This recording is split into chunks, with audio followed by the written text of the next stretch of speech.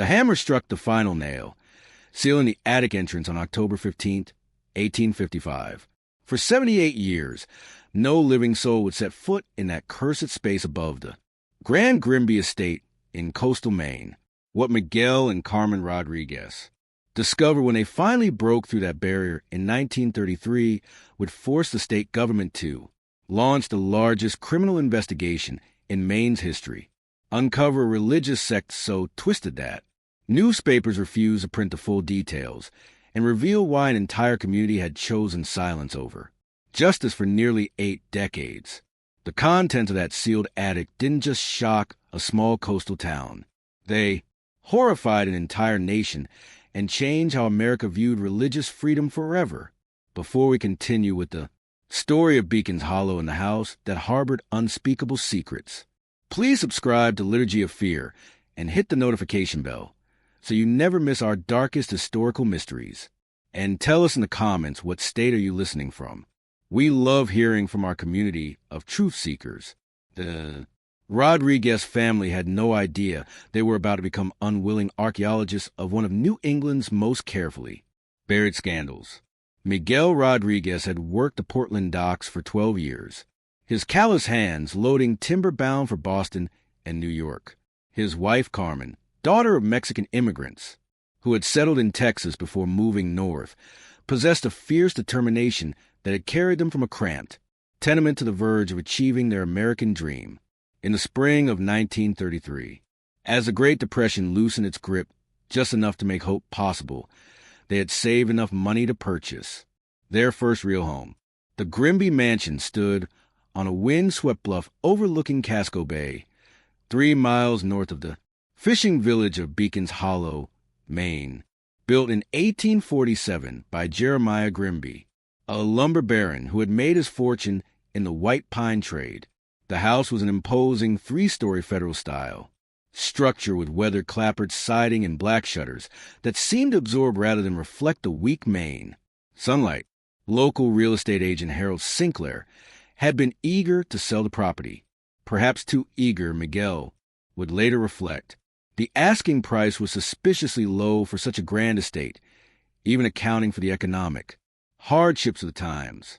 The house has been empty since 1879, Sinclair had explained as they toured. The dusty rooms filled with covered furniture. The Grimby family, well, they moved away rather suddenly. West, I believe, California.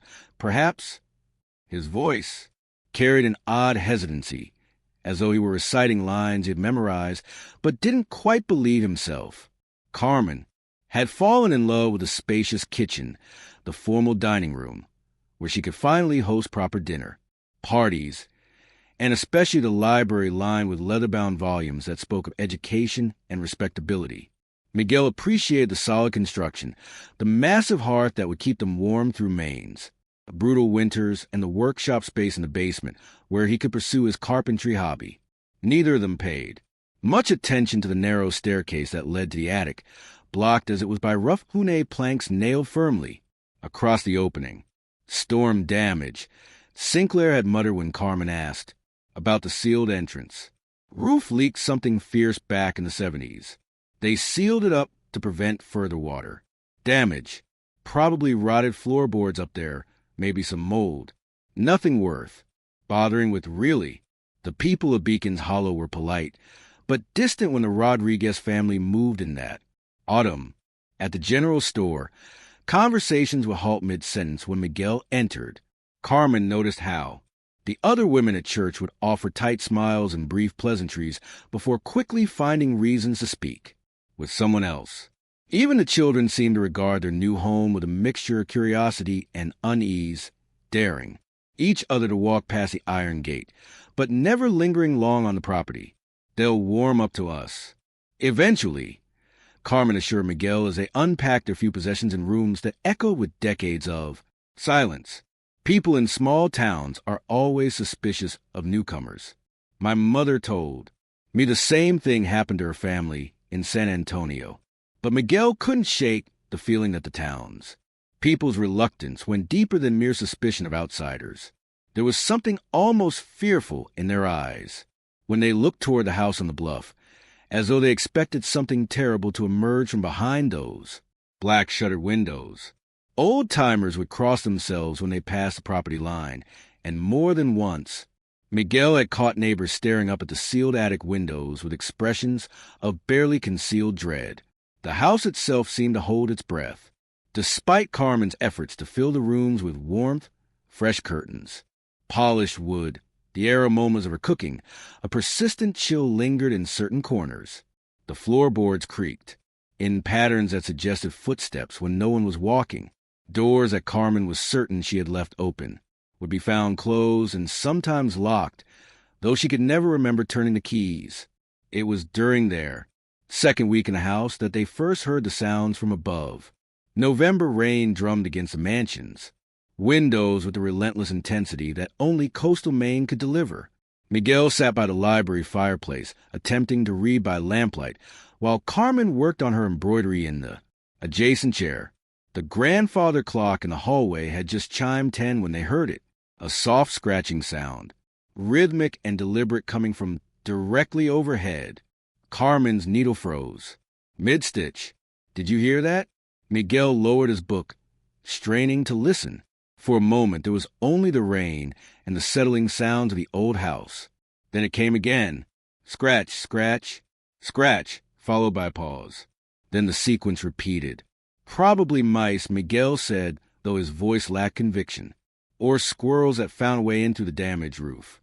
But the scratching was too regular, too purposeful to be made by animals. It seemed to follow a pattern, almost like someone tapping out a message in Morse code, though neither Miguel nor Carmen knew enough about telegraphs to interpret it. The sounds continued for nearly an hour, always from the same location above the library. Carmen tried to resume her needlework, but her hands trembled slightly, causing her to prick her finger and stain the white fabric with a drop of blood. Miguel pretended to read, but his eyes never left the ceiling, following the invisible source of the scratching as it moved in small circles, as though someone were pacing in a confined space. "Tomorrow I'll get a ladder and take a look at that seal," Miguel finally announced, more to break the oppressive silence than from any real desire to investigate. "Maybe some of those boards have worked loose." Carmen nodded, but her dark eyes reflected the same unease that Miguel felt. The scratching had stopped as abruptly as it began, leaving them with the uncomfortable sensation that whatever had been making the noise was now listening to their conversation. The next morning dawned gray and bitter with a wind that cut through clothing and sent dry leaves skittering across the barren ground like frightened creatures seeking shelter. Miguel positioned his ladder at the top of the main staircase and examined the boards that sealed the attic entrance. The wood was old but solid, secured with square-head nails that showed no signs of loosening. No gaps were visible between the planks. Certainly nothing large enough for squirrels or even mice to squeeze through. "Well," Carmen called from the bottom of the stairs. "Sealed tight as a coffin," Miguel replied, though he immediately regretted his choice of words. Something about the crude carpentry bothered him. The boards had been cut hastily without the precision he would expect from a professional carpenter. Moreover, the wood was different from the rest of the house's interior trim, rougher, cheaper, as though whoever had done the work had been more concerned with speed than appearance. As he prepared to climb down, Miguel noticed something else that made him pause. Along the edge of one board, barely visible unless viewed from just a right angle, were dark stains that looked disturbingly like dried blood, not the rust-cold residue that might result from bleeding knuckles during construction, but deliberate droplets that had splattered and been absorbed into the wood grain. That evening, the scratching returned. This time it was accompanied by what sounded like muffled voices, not words they could distinguish, but the cadence and rhythm of human speech. Carmen clutched Miguel's arm as they sat in the parlor, both of them staring at the ceiling, as though they could see through the plaster and wooden beams to whatever was trapped in the darkness above. "We should call someone," Carmen whispered. "Who? The sheriff?" Miguel shook his head. and tell him what that we think we hear ghosts in. Our attic. But even as he dismissed her suggestion, Miguel was already planning his next move. Tomorrow he would purchase a crowbar and pry those boards loose, regardless of what Harold Sinclair had said about storm damage and rotted floorboards. Whatever was up there, whether rats, squirrels, or something else entirely, he was going to find out. He had no idea that his decision would unleash secrets that had been festering in the darkness for nearly 8 decades.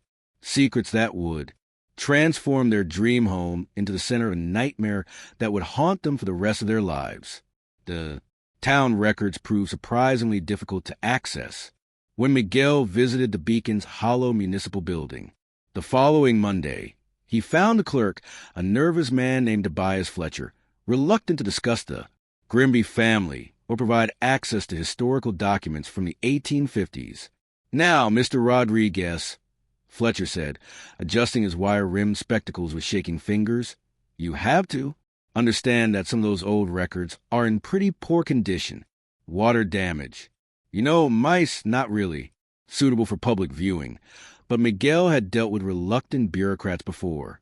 A combination of persistence and a crisp $5 bill eventually convinced Fletcher to retrieve a dusty ledger from the basement archives. The records painted a picture of the Grimby family that was both fascinating and deeply troubling.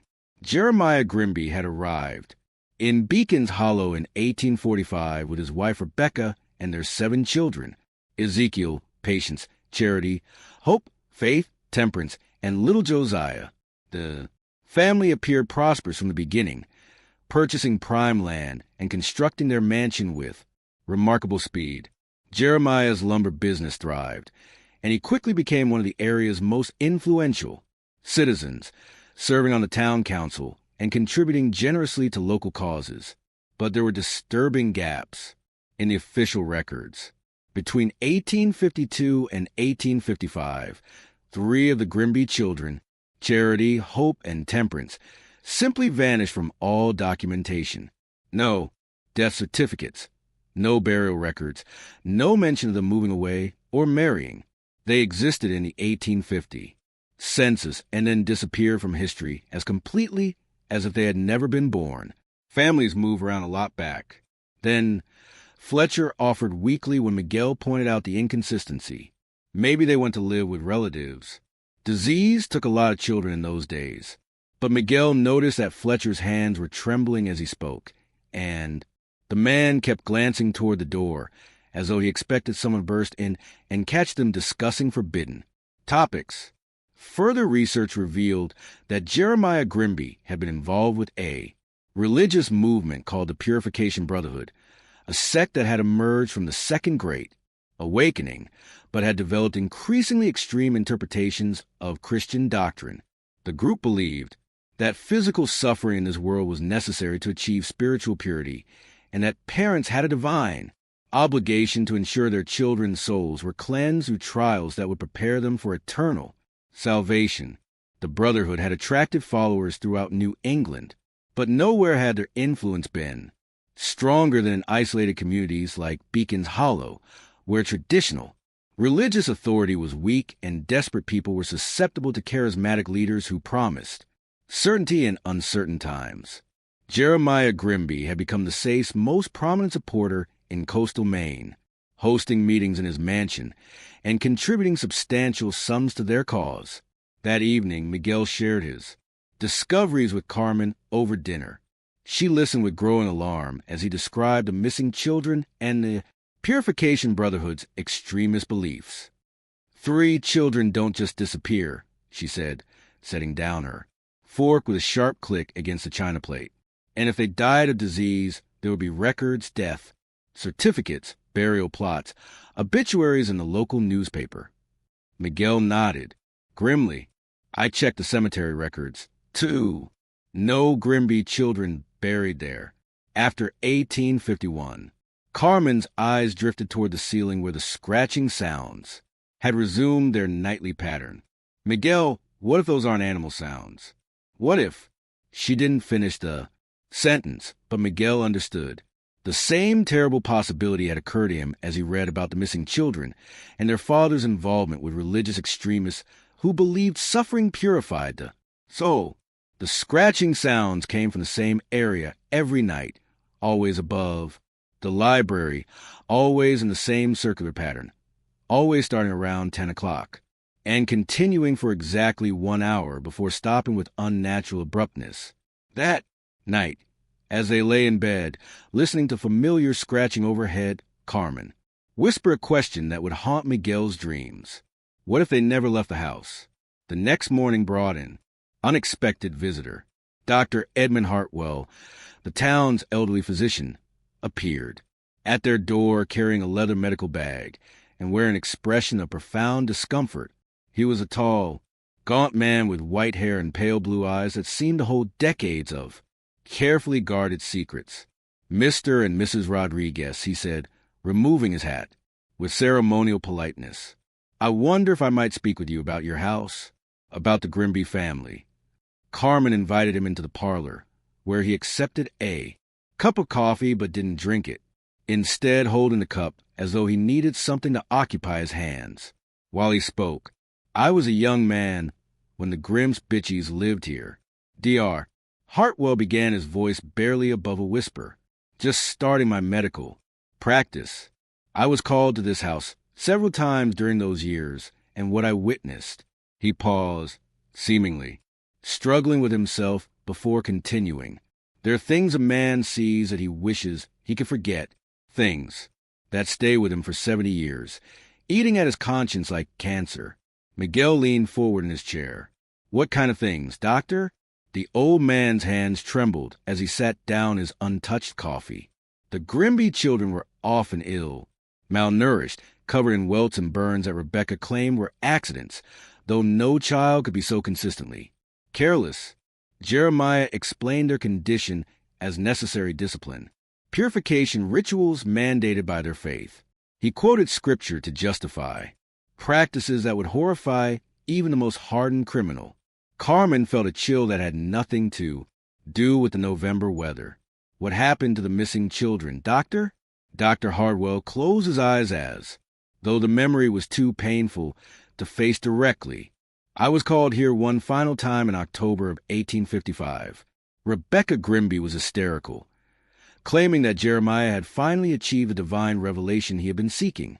She led me upstairs to the attic, where his voice broke completely. When he continued, it was in a whisper so soft they had to strain to hear him. Their sin so terrible that God himself turns away in revulsion. What Jeremiah Grimby did to his own children in the name of salvation. No parent, no human being should be capable of such cruelty. Dr. Hartwell stood abruptly, as though he could no longer bear to remain in the house where those horrors had unfolded. The town leaders decided it was best to seal away what had been done, to let the dead rest and protect the living from knowledge that would serve no purpose, except to spread more pain. But you have a right to know what you bought. You have a right to make your own choice about whether to let sleeping devils lie. As he reached the door, the old doctor turned back one final time. Whatever you decide to do, be careful. Some doors once open can never be closed again. The doctor's visit changed everything. What had begun as curiosity about strange sounds in their new home had transformed into a moral obligation to uncover the truth about the Grimby children. Miguel could no longer pretend that the scratching sounds were made by animals, and Carmen found herself unable to sleep in a house where children had suffered unimaginable torment. They spent the following days researching everything they could find about the Purification Brotherhood and its practices. The Portland Public Library yielded disturbing accounts of the sex activities throughout New England. Members believed that children were born tainted by original sin and required increasingly severe purification rituals to achieve spiritual cleansing. These began with extended fasting and prayer sessions, but escalated to physical trials designed to test faith through suffering. Contemporary accounts describe children being forced to kneel on dried corn kernels for hours while reciting prayers, being subjected to ice baths in winter to freeze out impurities, and enduring ceremonial beatings with switches blessed by sect leaders. The Brotherhood's founder, a charismatic preacher named Elias Whitman, proclaimed that parents who spare their children from necessary suffering were condemning their souls to eternal damnation. Most disturbing were reports of children who had died during purification. Rituals, deaths that were celebrated by sect members as evidence of successful spiritual cleansing.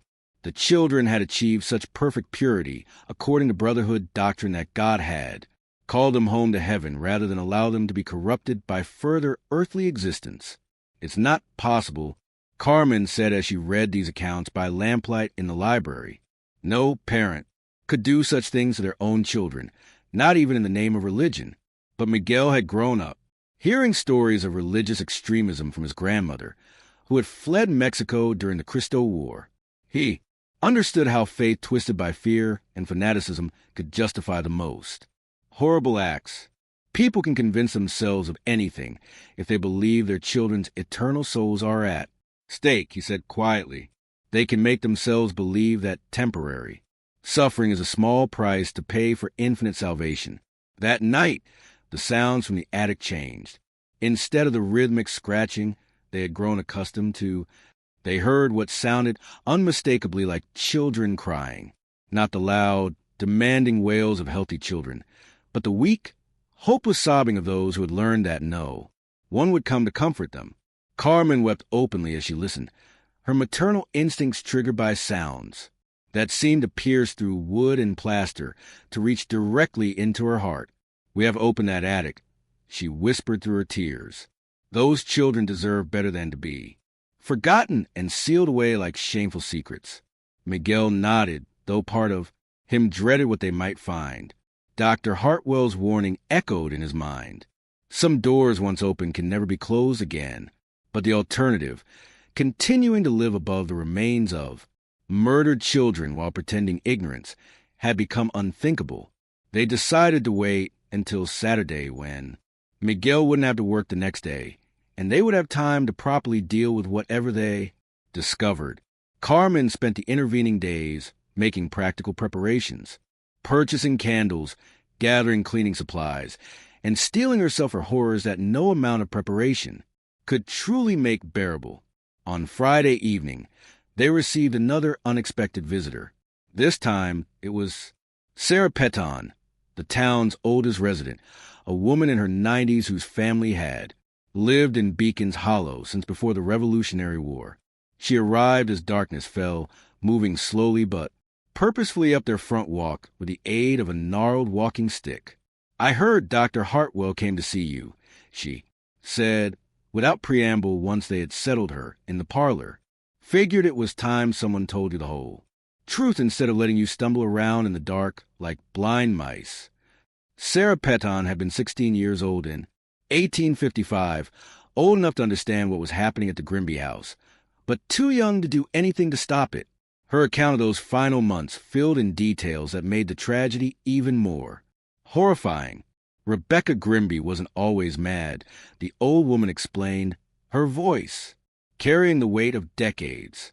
When they first came to town, she was a normal mother who loved her children. But Jeremiah, he had a way of twisting scripture that made evil sound righteous. He convinced her that their children were especially blessed, chosen by God for a special purpose that required them to suffer as Christ had suffered. The transformation had been gradual. First came the excessive religious instruction. Children forced to memorize entire books of the Bible and recite them without error. Then the fasting justified as preparation for spiritual visions.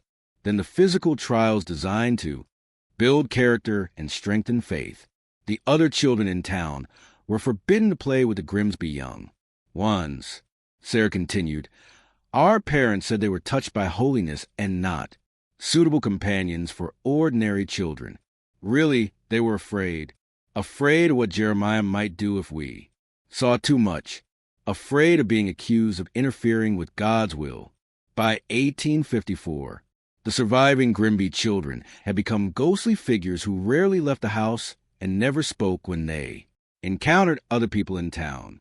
Their clothes hung loose on increasingly thin frames, and their eyes held a haunted quality that disturbed even the adults who glimpsed them. "The last time I saw a little Temperance," Sarah whispered, tears flowing down her weathered cheeks. She couldn't have weighed more than 40 pounds, and she was 12 years old. She looked at me with those hollow eyes and mouthed the word help, but there was nothing a 16-year-old girl could do against a man like Jeremiah Grimby. The end had come. In October 1855, during what Jeremiah called the final purification, he had announced to the remaining members of the Purification Brotherhood that God had revealed to him the ultimate test of faith, a ritual that would guarantee his children's immediate ascension to heaven. The ceremony was to take place in the mansion's attic, which Jeremiah had converted into a sacred space for the most important religious observances. 3 children went up to that attic on October 14th, Sarah said, her voice breaking. None came down alive. Jeremiah claimed it was a miracle that his children had been taken directly to heaven without experiencing death. Rebecca couldn't speak coherently after that. She just rocked back and forth, holding her remaining children and whimpering like a wounded animal. The town leaders had faced an impossible choice. Jeremiah Grimby was wealthy, influential, and technically within his legal rights as a parent to discipline his children as he saw fit.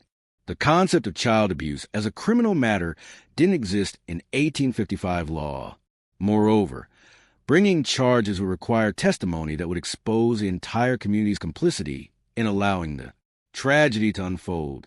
So, they made a deal with the devil, Sarah concluded bitterly. They agreed to keep silent about what happened if Jeremiah and his family left town immediately.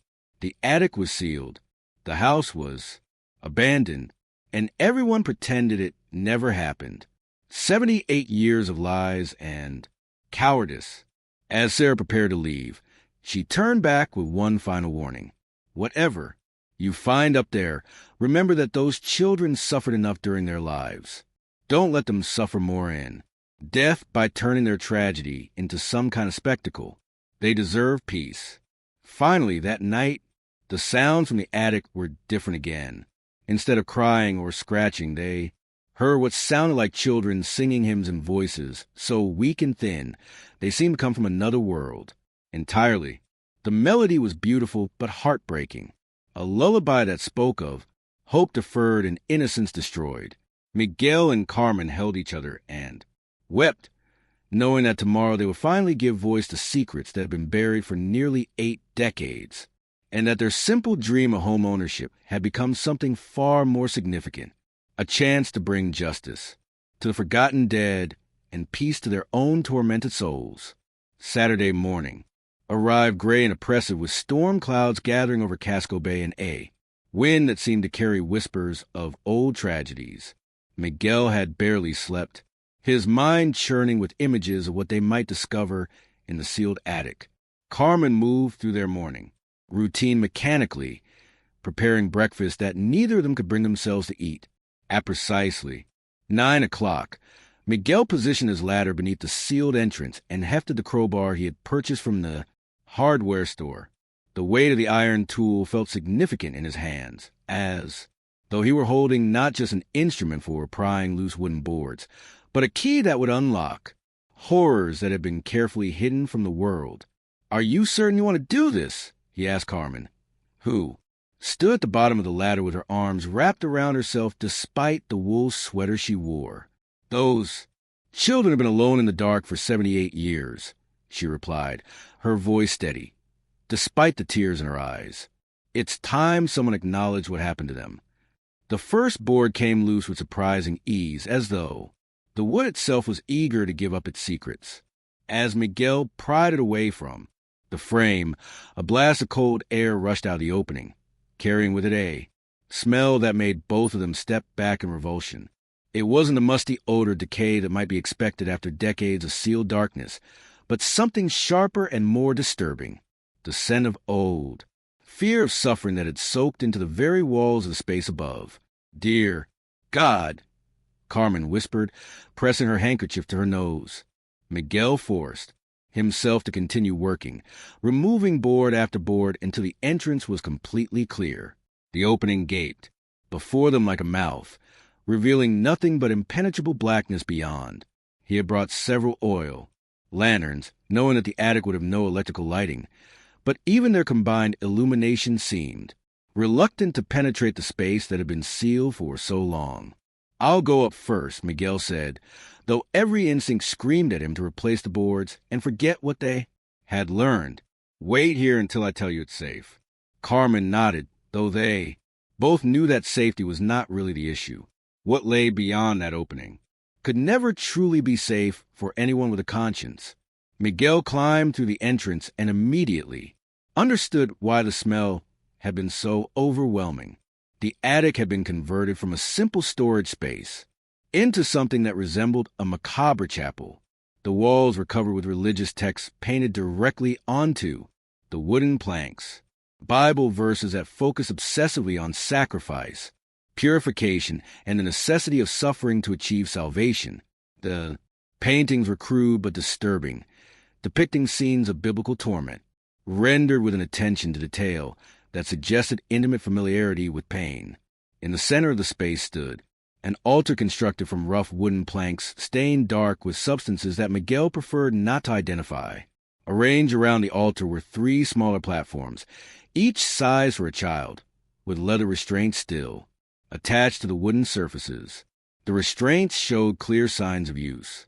The leather was worn smooth from struggling, and dark stains marked the wood where small bodies had lain. But it was what surrounded these platforms that made Miguel's knees weak and forced him to grip the nearest wall for support. Scattered across the floor were items that could only belong to children: a small wooden doll with a cracked porcelain head, a child's shoe barely 4 and long, a tattered book of nursery rhymes, and scraps of clothing in sizes that would have fit children between the ages of 8 and 12. "Miguel," Carmen's voice drifted up from below, tight with worry. "What do you see?" He couldn't answer immediately. His attention had been drawn to the far corner of the attic, where 3 small shapes lay beneath rotted blankets.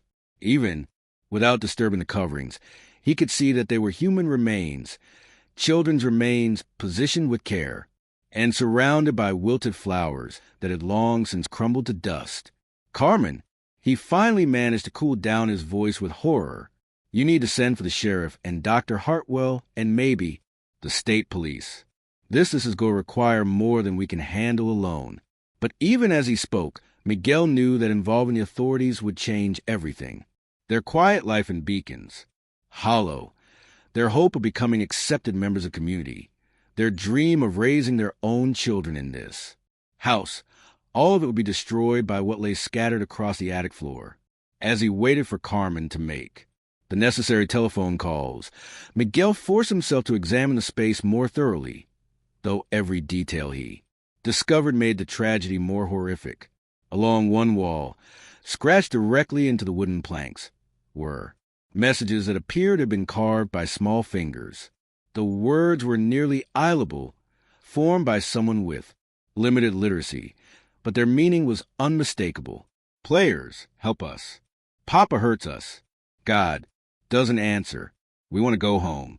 The last message, carved deeper than the others and clearly made by a different hand, read simply, "Forgive us, Papa. We try to be good." Miguel had to step back from the wall, overwhelmed by the realization that these children had continued to love their father, even as he tortured them to death in the name of God. The ultimate tragedy wasn't just that they had died, but that they had died believing they deserved their suffering, that their pain was somehow necessary for their salvation. When Sheriff Thomas Brennan arrived an hour later, accompanied by Dr. Hartwell and 2 state police investigators, Miguel was still sitting in the attic, surrounded by evidence of a crime so monstrous that it challenged fundamental assumptions about human nature. The sheriff was a practical man in his 50s who had seen his share of violence and tragedy, but even he was visibly shaken by what Miguel showed him. "How long did you say this has been sealed?" "Sheriff," Brennan asked, his voice barely steady. 78 years, Miguel replied, "since October 1855, and the whole town knew. The whole town chose not to know." Dr. Hartwell corrected grimly, "There's a difference, though not much of one. when it comes to moral responsibility. The state investigators were more clinical in their approach, photographing the scene and cataloging evidence with professional detachment that Miguel envied. But he noticed that even they spoke in hushed voices and avoided looking directly at the children's remains for longer than necessary. As the afternoon wore on, more people arrived. The coroner came to examine the bodies, confirming what everyone already knew, but needed to have documented officially. A representative from the state attorney general's office appeared to discuss the legal implications of discovering evidence of crimes committed before living memory. Even a reporter from the Portland newspaper showed up, drawn by police radio chatter about a major criminal investigation in the quiet coastal town. Just when we thought we'd seen it all, the horror in Beacons Hollow intensifies. If this story is giving you chills, share this video with a friend who loves dark mysteries. Hit that like button to support our content. And don't forget to subscribe to never miss stories like this. Let's discover together what happens next. By evening, the Grimby mansion had become the center of a media storm that would eventually reach newspapers across the country. But for Miguel and Carmen Rodriguez, the attention was secondary to a more immediate concern. They were now living in a house where 3 children had been murdered, and they had to decide whether they could continue to call it home. The discovery that would change everything came on the 3rd day of the investigation, when state archaeologist Dr. Patricia Henley made a finding that shocked even the hardened investigators who had been documenting the attic crime scene.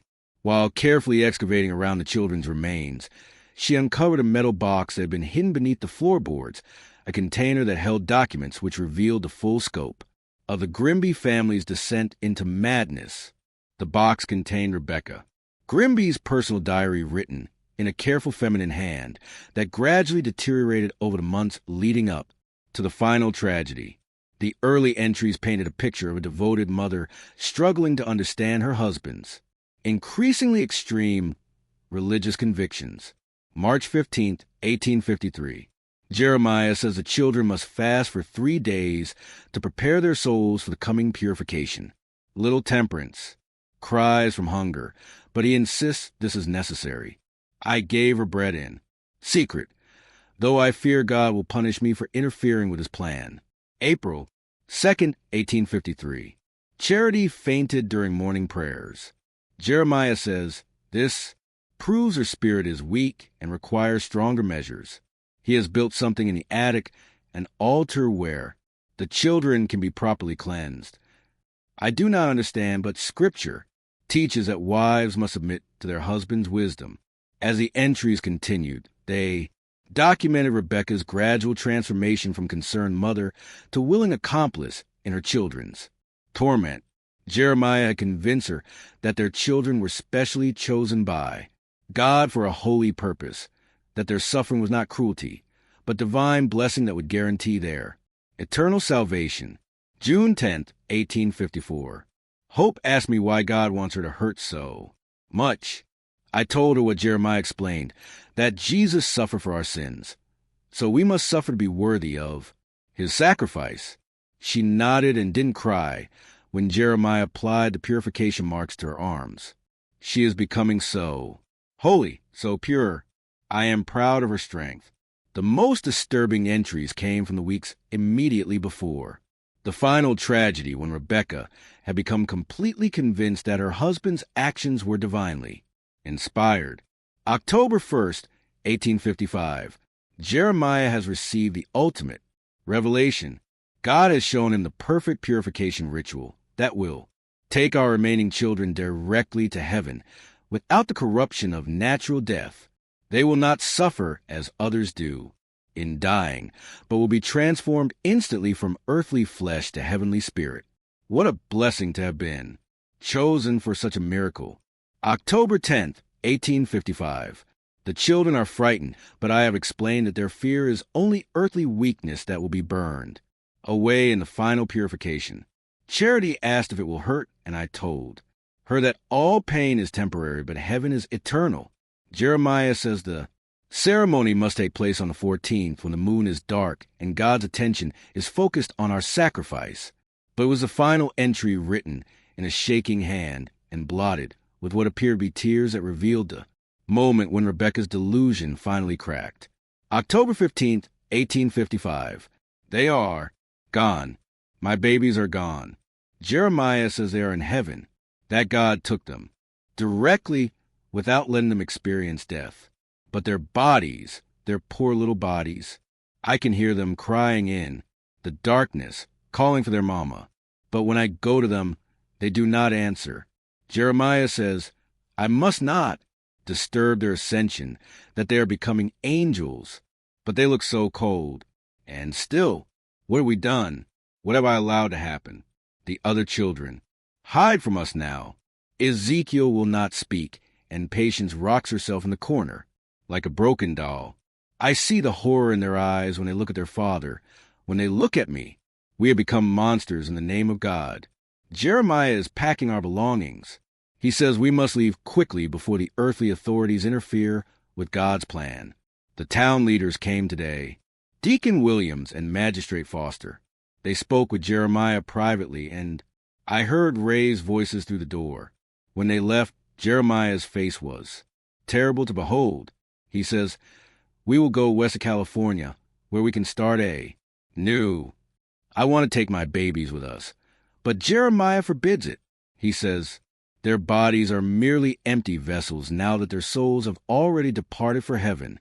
He has sealed the attic where they lie and hammered boards across the entrance. Let the dead bury.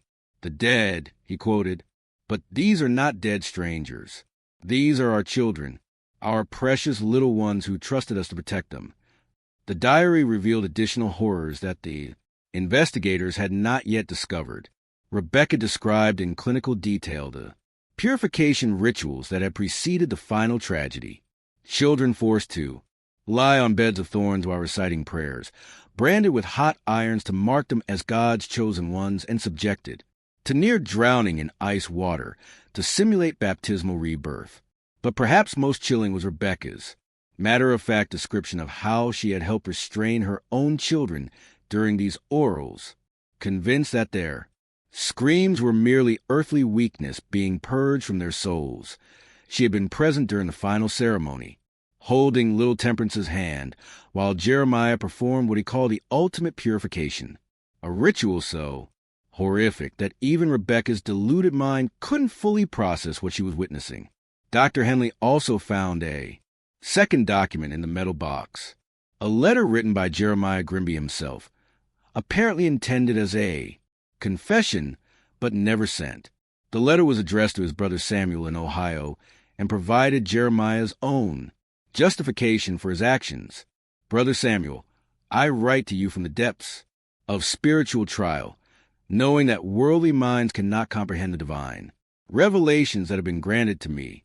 The Lord came to me in visions and showed me that my children were chosen vessels selected before their birth to demonstrate the ultimate power of faith through sacrifice.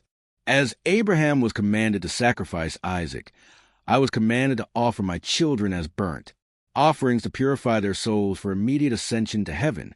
Unlike Abraham, I was not stayed by an angel at the final moment, for my children's purpose was different. They were meant to complete the sacrifice to prove that earthly love must be subordinated to divine will. I know that small minds will call this murder, but they do not understand that I have given my children the greatest gift possible, eternal salvation without the corruption of living in this sinful world. They died in perfect innocence, their souls unstained by the wickedness that would have inevitably touched them had they been allowed to grow to adulthood.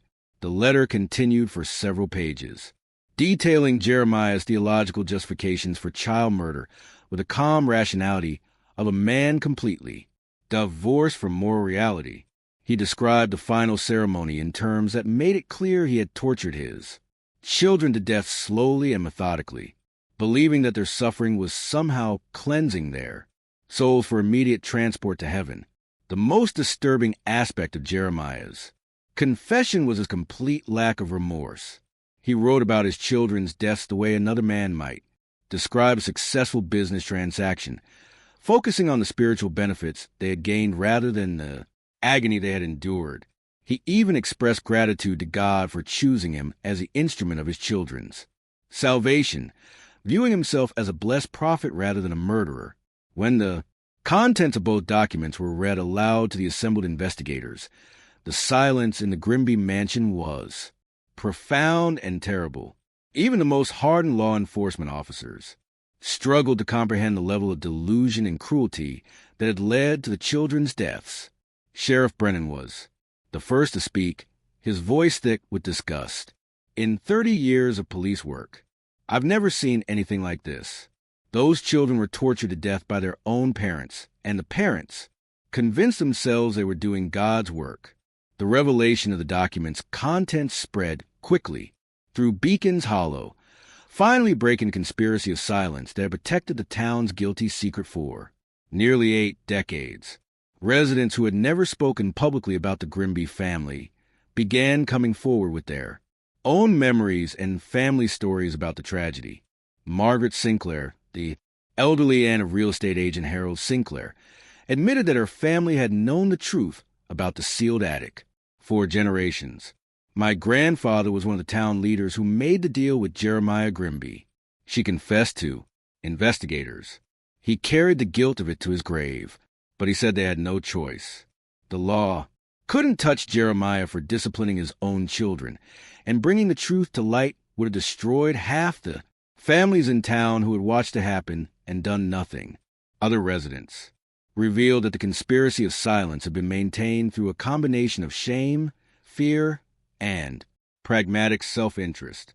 Many of the town's founding families had been complicit in allowing the tragedy to unfold, either through direct participation in the purification, brotherhood, or through willful blindness to the children's suffering.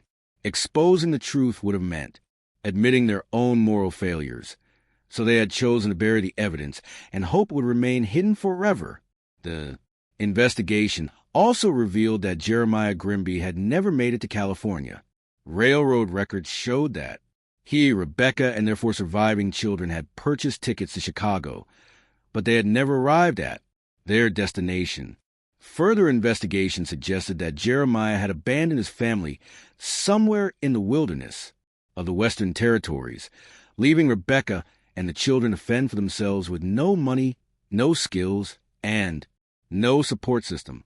Rebecca Grimby had been found dead of exposure near a railroad station in Nebraska 3 months.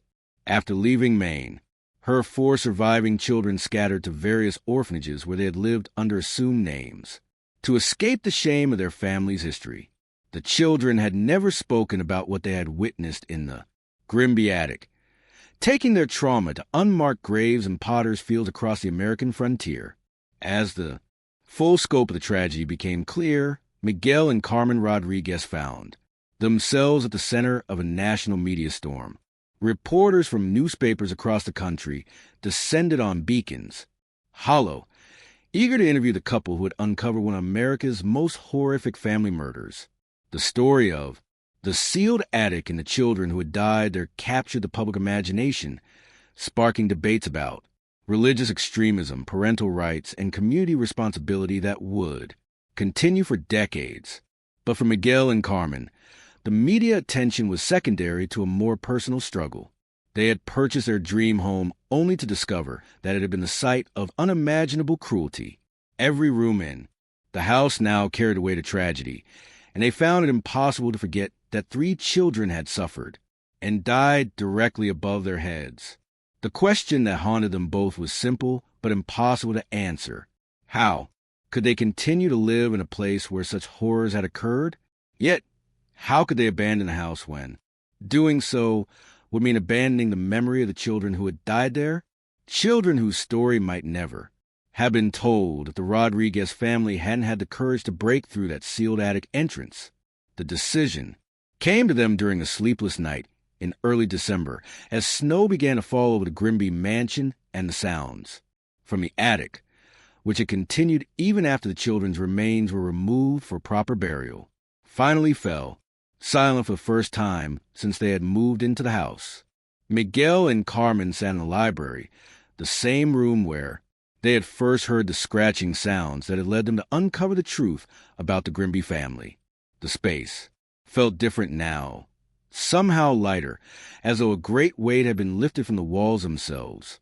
"They're at peace now," Carmen said softly, her hand resting on a leather-bound photo album they had created to preserve the memory of Charity, Hope, and Temperance Grimby.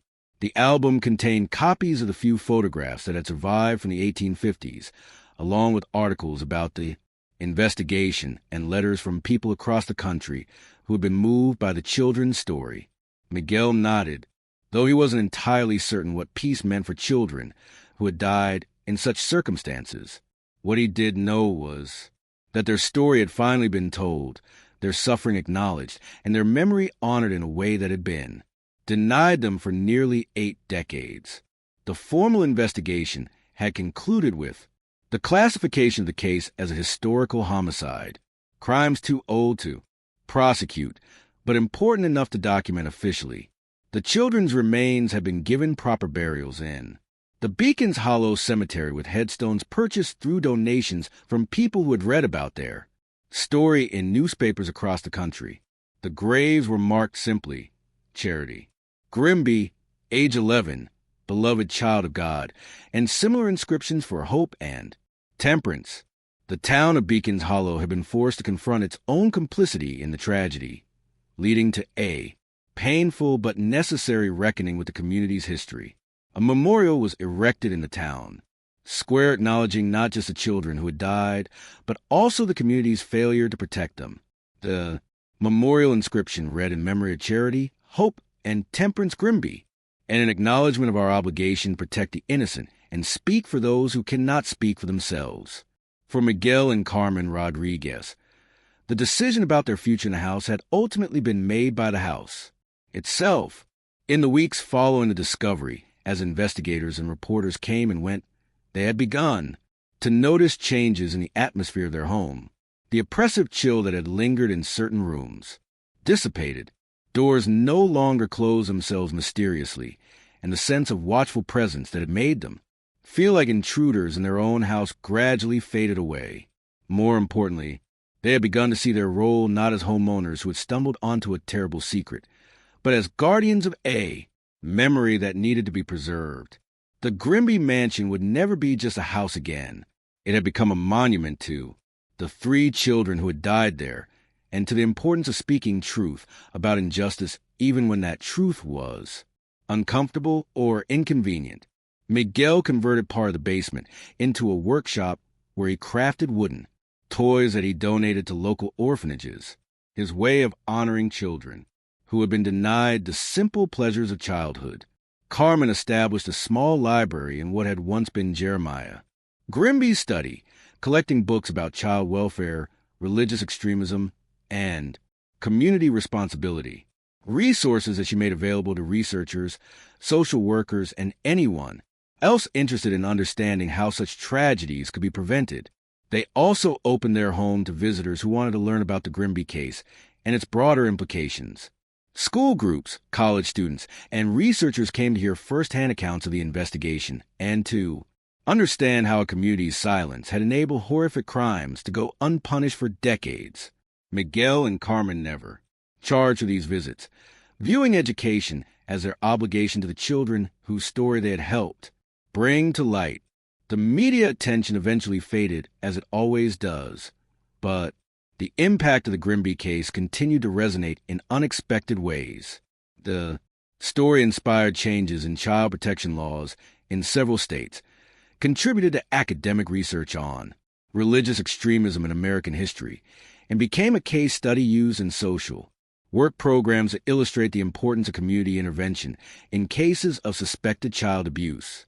On the first anniversary of their discovery, Miguel and Carmen held a memorial service in their home for the Grimby children. The service was attended by Dr. Hartwell, Sarah Peton, and dozens of other community members who had been touched by the children's story.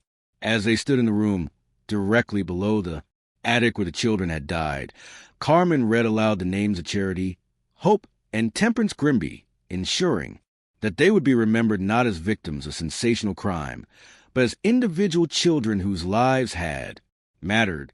The service concluded with the planting of 3 small oak trees in the front yard of the mansion, trees that would grow and flourish long after everyone who remembered the tragedy had passed away.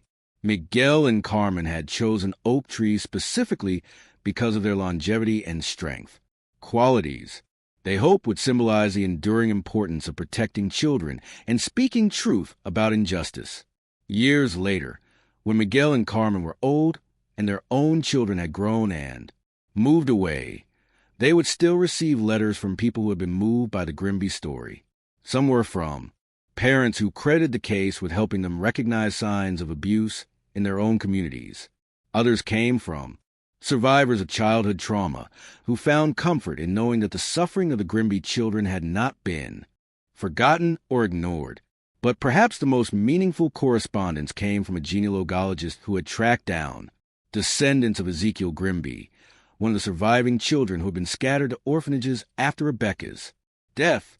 The genealogist had located Ezekiel's great-granddaughter, a woman named Mary Thompson, who lived in Oregon and had grown up knowing only that her family had originated in Maine, but never understanding why her great-grandfather had refused to speak about his childhood.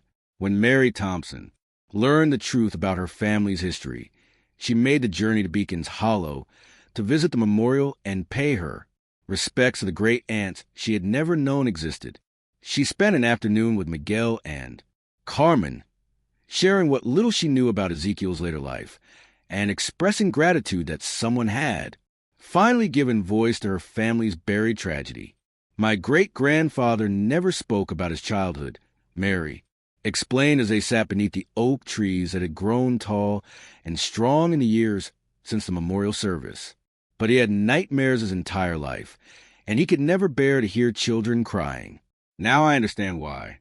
He carried the weight of what he had witnessed, the guilt of being one of the survivors for 80 years without ever being able to share that burden with anyone.